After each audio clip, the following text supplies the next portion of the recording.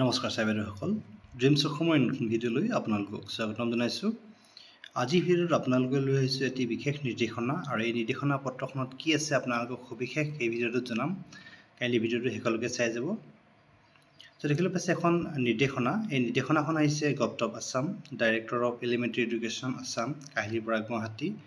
আৰু এই চিঠিখন পঠাইছে সুৰঞ্জনা সেনাপতি ACS, director of elementary education Assam, Kahilipara Guwahati.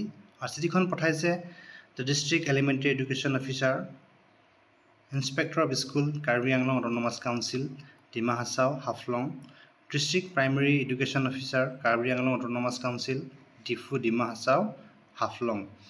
Subject দেখিছে ৰিগাৰ্ডিং আইডেণ্টিফিকেশ্যন অফ এবচেণ্টি। অকল চাইবেৰে বহুদিন এটেণ্ডেঞ্চ দিয়া নাই শিক্ষা সেতু এপত, আৰু তেওঁলোকে কি কাৰণে এটেণ্ডেঞ্চ দিয়া নাই সেই আইডেণ্টিফিকেশ্যনটো ইয়াত জাষ্টিফিকেশ্যন কৰিবলৈ নিৰ্দেশনা পত্ৰ দিছে। আপোনালোকক দেখুৱাইছোঁ মই সবিশেষ। এই পত্ৰখনত কি লিখা আছে: Sir, with reference to the subject cited above, I would like to forward herewith a copy letter along with enclosed receipt from Govt in connection with the minutes of review meeting of Domdoma Co-District chaired by Honorable Chief Minister Assam in the Chief Minister Secretariat, Dibrugarh on 25th January 2025. Write letter under reference. In this regard, Govt has directed to take necessary steps to identify the absentee teacher, if any, under your jurisdiction, and if found to be absent continuously, action to be taken for pay cut for the days of absence. This is for your kind information and necessary action. যেহেতু যিসকল চাইবেৰে বহুদিন ধৰি শিক্ষা সেতু এপত attendance দিয়া নাই তেওঁলোকলৈ এই বিশেষ নিৰ্দেশনাখন পঠাইছে সকলো ডিষ্ট্ৰিক্ট প্ৰাইমেৰী এডুকেশ্যন অফিচাৰলৈ।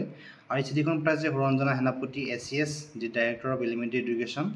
যিসকল চাইবেৰে বহুদিন ধৰি শিক্ষা সেতু এপত এটেণ্ডেঞ্চ দিয়া নাই তেওঁলোকৰ বাবে এই বিশেষ নিৰ্দেশনা। আৰু যিসকল চাইবেৰে এটেণ্ডেঞ্চ দিয়া নাই তেওঁলোকক আইডেণ্টিফিকেশ্যন কৰিবলৈ দিছে। আৰু যিকেইদিন তেওঁলোকে শিক্ষা সেতু এপত বিনা অথৰিটিত এটেণ্ডেঞ্চ দিয়া নাই তেওঁলোকৰ পে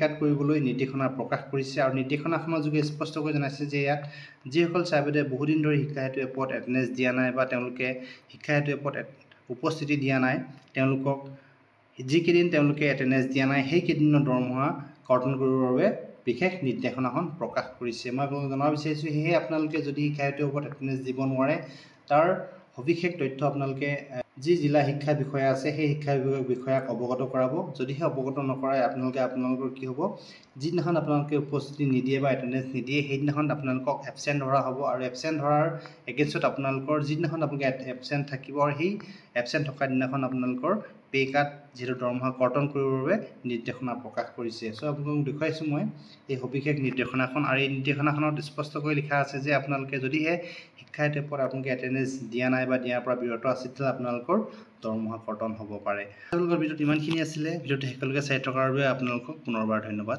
জনালোঁ।